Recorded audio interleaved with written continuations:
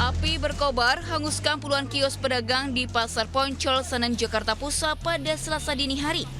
Sebanyak 23 unit mobil pemadam kebakaran dan 115 personil diterjunkan ke lokasi untuk memadamkan api. Namun banyak bangunan dengan bahan material yang mudah terbakar membuat kobaran api cepat membesar dan menjalar ke kios lainnya. Akibat kebakaran ini, para pedagang rugi ratusan juta rupiah. Belum diketahui pasti penyebab kebakaran. Dugaan sementara kebakaran diduga akibat korsleting listrik di salah satu kios. Dari Jakarta, Salam Rahmat Yudi Richard, iNews melaporkan.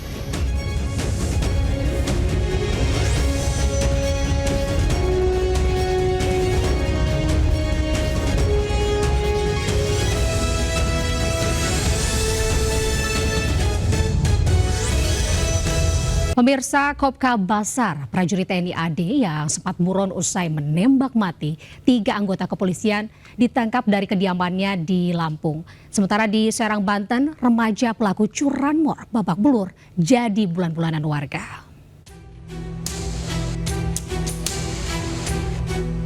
Anggota Pomat menangkap Kopka Basar yang sempat buron usai menembak 3 anggota polisi dari Polsek Negara Batin dan Polres Waikanan, Lampung. Sempat terdengar tangisan keluarga untuk menahan upaya penangkapan. Namun usaha keluarga sia-sia hingga pelaku digelandang menuju mobil dan dibawa ke kantor Kodim 0427 Waikanan. Sementara itu usai diotopsi, 3 jenazah anggota kepolisian yang gugur dikembalikan ke rumahnya masing-masing untuk disemayamkan. 3 korban antara lain Kapolsek Negara Batin, Ibtu Lucianto, dan Bribka Petrus Aprianto, anggota Polsek Negara Batin, serta Bribda M. Galib Surya Ganta, anggota Resmob Polres Waikanan. Rencananya ketiga jenazah korban akan dimakamkan hari ini secara kedinasan. Sabar, ini sedang dilakukan. Tim sedang bekerja di lokasi di PKP Pak Diprimo dengan teman-teman dari Polres Waikanan. Kita harus bisa membuat terang, membuat jelas peristiwa ini, dan nanti akan kita informasikan. Penembakan ini berawal dari penggerebekan arena sabung ayam di Kampung Karangmanik, Kecamatan Negara Batin, Kabupaten Waikanan. Saat penggerebekan, sempat terdengar letusan tembakan dan mengenai Kapolsek dan 2 anggota lainnya. Dalam kejadian ini, ketiga korban tewas di lokasi akibat luka tembak di kepala atau wajah. Tim Liputan melaporkan.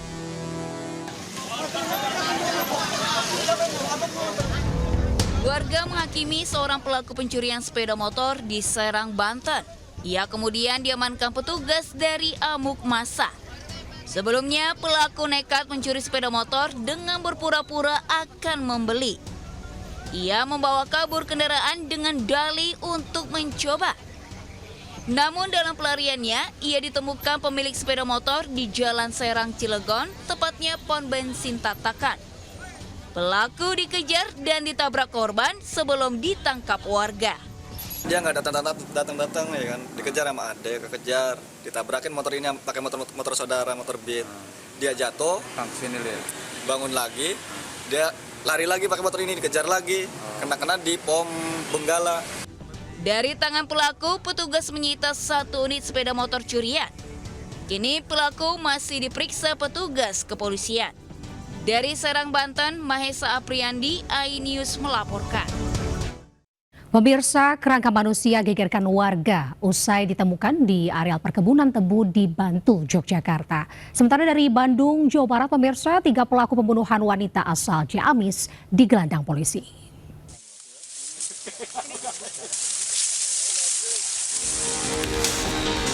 Kepolisian bersama petugas medis puskesmas melakukan olah TKP dan mengevakuasi kerangka manusia yang tergeletak di rimbunan kebun tebu Dusun Kalikondang, Kecamatan Bambang Lipuro, Kabupaten Bantul, Senin pagi. Kondisi korban cukup memprihatinkan dengan hanya tinggal tulang belulang, sehingga petugas pun harus ekstra hati-hati dalam mengevakuasinya. Saat olah TKP ini, ditemukan fakta tulang lengan dan kaki terpisah dari kerangka tubuh. Dilihat dari kondisinya yang tinggal tulang belulang, diduga korban meninggal dunia 2 atau 3 bulan lalu. Untuk mengungkap identitas dan penyebab kematiannya, polisi mengirim kerangka tersebut ke Rumah Sakit Bayangkara Yogyakarta untuk diperiksa lebih lanjut. Dari Bantul, Yogyakarta, Trisna Purwoko melaporkan.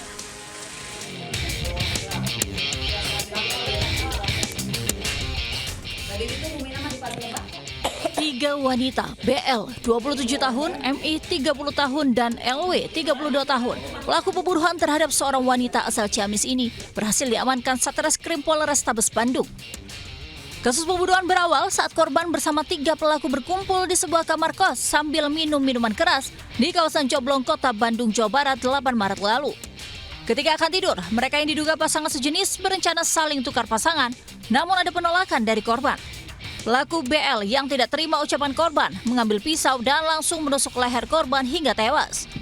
Pelaku selanjutnya menghubungi keluarga dan mengatakan korban tewas akibat dibegal. Namun keluarga yang curiga dengan luka di leher korban berusaha menghubungi pihak kepolisian. Polisi kemudian memeriksa ketiga pelaku hingga akhirnya mengakui aksinya. Dari hasil pemeriksaan, motif pembunuhan terhadap korban dilatar belakangi rasa cemburu. Jadi permasalahannya itu adalah pada saat hendak tidur terjadi perselisihan karena ada beberapa pasangan yang seharusnya tidur bersama, mereka bertukar pasangan atau tidak mau dengan pasangannya, sehingga terjadi perselisihan. Kini, ketiga tersangka ditahan di Mapolrestabes Bandung dan terancam hukuman 15 tahun penjara. Dari Bandung, Cupita, Ayus melaporkan.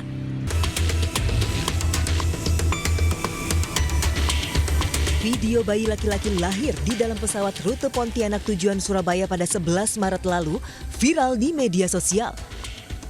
Di atas ketinggian 35.000 kaki, proses persalinan dibantu seorang bidan bernama Tessa Siswina yang juga menjadi penumpang pesawat tersebut. Meski dengan alat seadanya, namun sang bidan berhasil menyelamatkan sang ibu dan bayinya dalam waktu 30 menit. Sesampai di Bandara Juanda, sang ibu dan bayi langsung dilarikan ke Rumah Sakit Sheila Medica guna mendapat perawatan lebih lanjut. Darat kemudian kita lihat ya tanda-tanda vital dari ibu yang melahirkan, kemudian kondisi bayinya kita juga periksa. Dan setelah sampai saat ini beritanya kondisinya baik ya.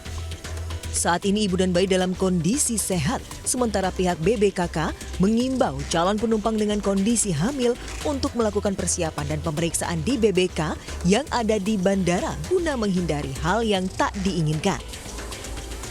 Dari Sidoarjo, Jawa Timur, Yoyo Agusta, iNews melaporkan.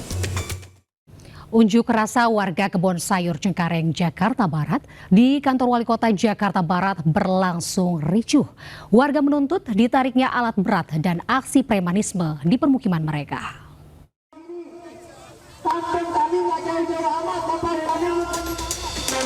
Ratusan warga korban penggusuran Kebon Sayur Cengkareng, Jakarta Barat berunjuk rasa di depan kantor Wali Kota Jakarta Barat Senin siang.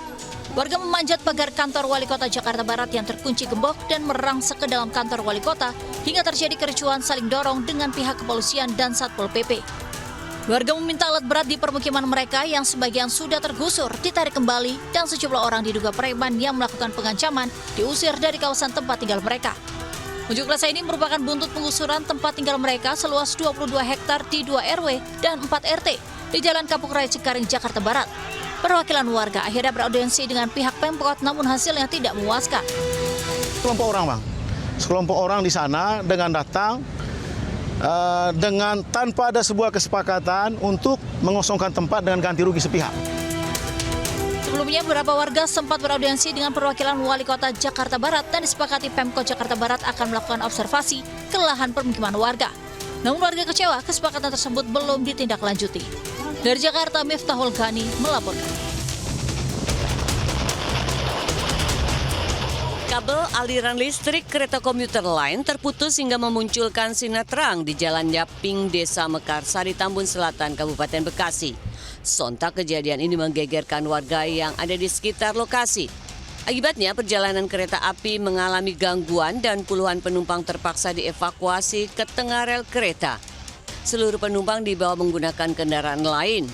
Sejumlah petugas PLN Kabupaten Bekasi tiba di lokasi untuk melakukan perbaikan. Salah seorang penumpang mengaku saat kejadian ia tengah menuju stasiun Bekasi Timur dari stasiun Cikarang. Tiba-tiba laju kereta terhenti hingga para penumpang terlantar selama 2 jam dalam rangkaian. Adalah sejam setengah, berarti mau 2 jam. Hampir 2 jam. Hampir 2 jam. Iya. Itu karena apa sih? Yang listriknya ini kan, kalau nggak salah, aliran listrik. Tadi langsung berhenti aja di situ. Iya berhenti. Datangnya dari arah mana teh? Arahnya dari arah Cikarang. Oleh dia itu ke Bekasi Timur. Bekasi Timur. Ini rencana sekarang mau naik apa teh? Naik Gojek. Selain memutuskan kabel aliran listrik, kejadian angin kencang juga merusak rumah warga hingga menyebabkan sejumlah pohon tumbang. Dari Kabupaten Bekasi, Jawa Barat, Didit Junaidi, iNews melaporkan. 2 orang terluka usai pohon besar tumbang dan menimpa 2 kendaraan di Menteng, Jakarta Pusat. Selanjutnya di Lintas iNews Siang.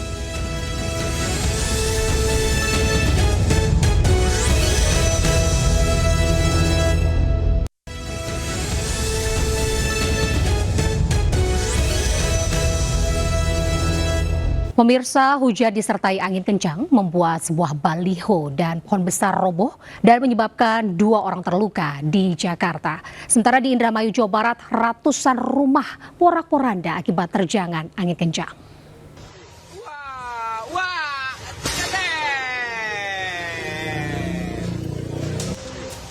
Detik-detik sebuah baliho roboh di depan kantor Kelurahan Kalideres, Jalan Perumahan Citra 1, Jakarta Barat terekam video amatir warga. Baliho besar ini roboh dan menutup jalan saat hujan disertai angin kencang melanda Jakarta pada malam tadi. Petugas PPSU dengan sigap mengevakuasi baliho tersebut. Karena ini kita udah pindah ke tempat yang lain tadi. Tadi balihonya ukuran berapa sih? Harus kira ukuran 12 meteran. Selain baliho, pohon besar juga tumbang dan menutup ruas jalan di Jalan Menceng Raya, Kalideres, Jakarta Barat. Meski sempat menutup akses jalan, tak ada korban jiwa. Petugas Damkar dan PPSU segera berkoordinasi mengevakuasi pohon.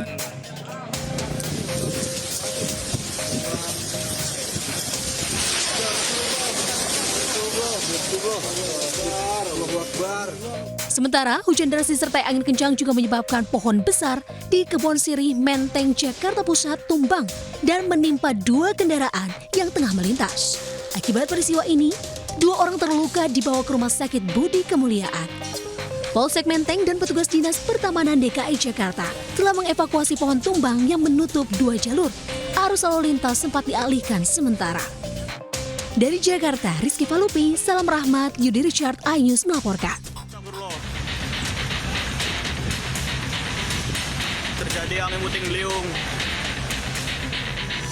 Beginilah kekuatan angin puting beliung yang menerjang pemukiman warga di Desa Bugis, Kecamatan Anjatan, Kabupaten Indramayu Minggu sore. Kencangnya tiupan angin membuat bangunan rusak dan atap rumah beterbangan. Sebelum menerjang pemukiman rumah, warga sempat merekam pusaran angin puting beliung berputar-putar di atas langit.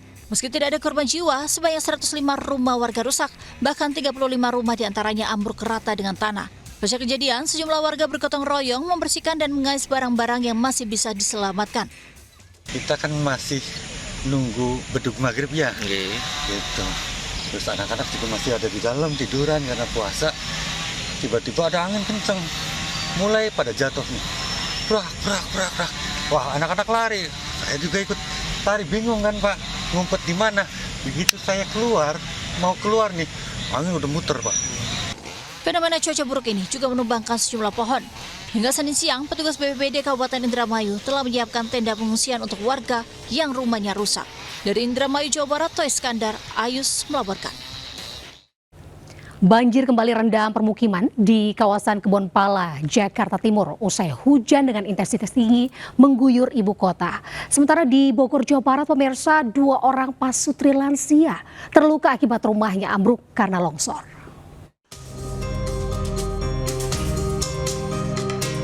Banjir melanda kawasan permukiman warga di Kebon Pala, Kampung Melayu, Jatinegara, Jakarta Timur. Ketinggian air mencapai 1,4 meter. Sebanyak 270 kepala keluarga dari 3 RT terdampak banjir. Namun warga masih tetap bertahan di kediamannya. Banjir terjadi akibat luapan Sungai Ciliwung. Air mulai naik sejak pukul 11 malam dan hingga Selasa pagi terus mengalami peningkatan. Hingga saat ini, petugas masih terus memantau perkembangan banjir yang mulai berangsur surut.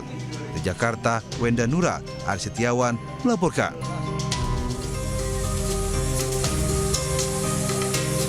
Rumah Rumah warga rusak parah hingga ambruk akibat tebing longsor di Kelurahan Rangga Mekar, Bogor Selatan.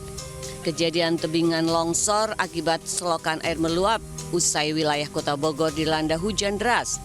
Akibat kejadian ini, 2 pasutri lansia menderita luka pada bagian kaki dan kepala karena tertimpa material bangunan. Kini keduanya sudah mendapat perawatan di rumah sakit umum. Saya juga nggak nyangka itu pas ketutup semua itu, orang tua itu ketutup semua, tapi masih ada suara gitu. Makanya saya loncat langsung, panggil bantuan, bingung juga saya mau siapa bantuannya gitu. Kan lagi hujan gitu ya, makanya saya turun. Orang tua yang laki lagi di toilet, orang tua yang perempuan lagi di kamar. Sementara untuk mengantisipasi longsor susulan, pemerintah meminta warga mengungsi ke tempat yang lebih aman. Dari Bogor, Jawa Barat, Andi Firmansyah, iNews melaporkan.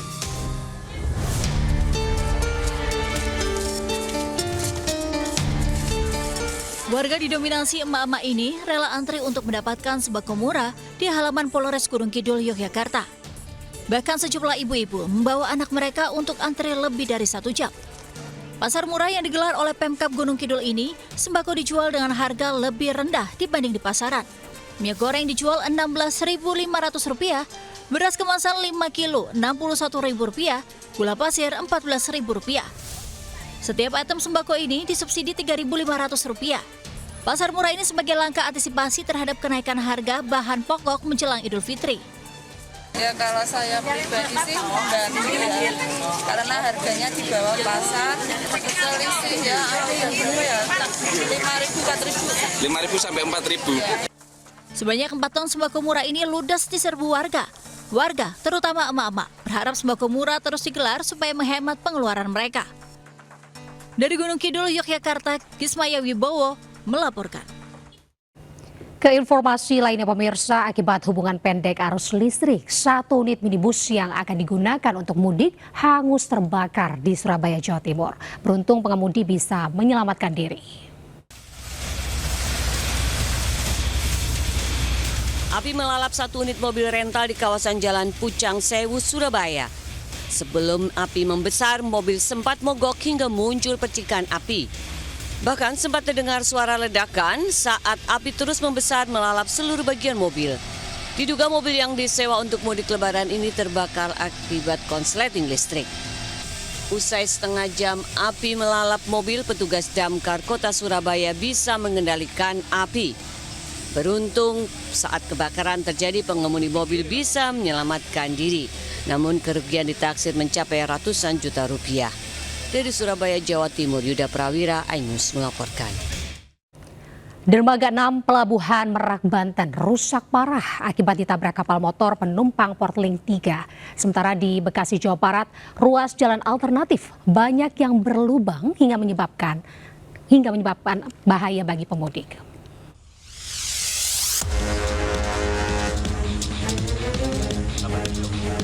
Kapal motor penumpang KMP Portlink 3 mengalami kendala olah gerak saat akan bersandar di Dermaga 6 Pelabuhan Merak Senin siang.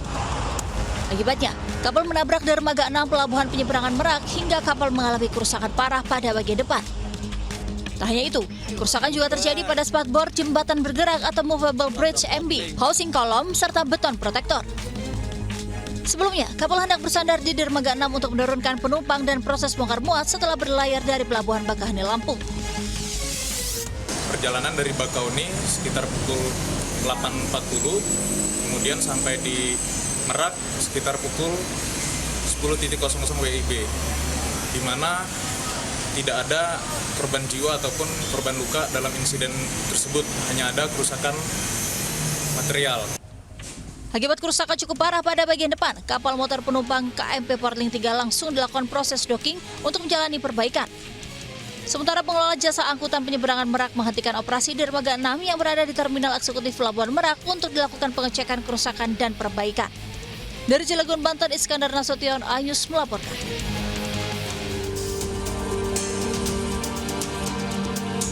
Banyak lubang yang cukup besar di ruas Jalan I Gusti Ngurah Rai Bintara Jaya, Bekasi Barat, Kota Bekasi, Jawa Barat. Padahal jalan yang menghubungkan antar Provinsi DKI Jakarta dengan Kota Bekasi ini biasanya dilewati oleh para pemudik menuju Pantura dan wilayah kota-kota di Pulau Jawa.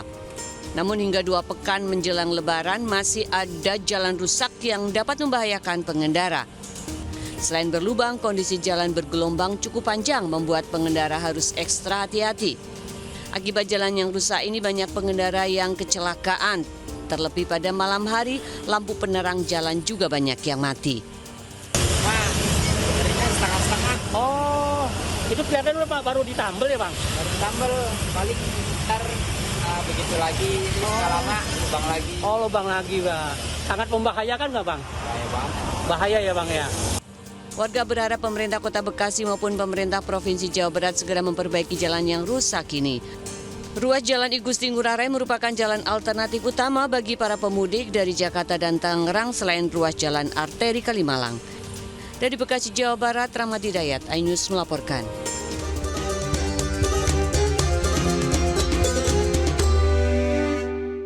Pemirsa, ratusan warga memadati area penjualan perdana telepon genggam seri terbaru dengan segala keunggulannya. Telepon genggam dengan desain dilengkapi dengan perangkat fotografi yang canggih, memberikan pengalaman menarik bagi pecinta gadget dan fotografi. Ratusan warga antusias memadati lokasi acara first sale atau penjualan perdana untuk mendapatkan telepon genggam seri terbaru yang memiliki berbagai keunggulan. Xiaomi Indonesia sukses menggelar penjualan perdana Xiaomi 15 series yang merupakan model flagship terbaru Xiaomi 15 dan Xiaomi 15 Ultra. Event penjualan perdana juga digelar di sejumlah pusat perbelanjaan di 5 kota besar di Indonesia.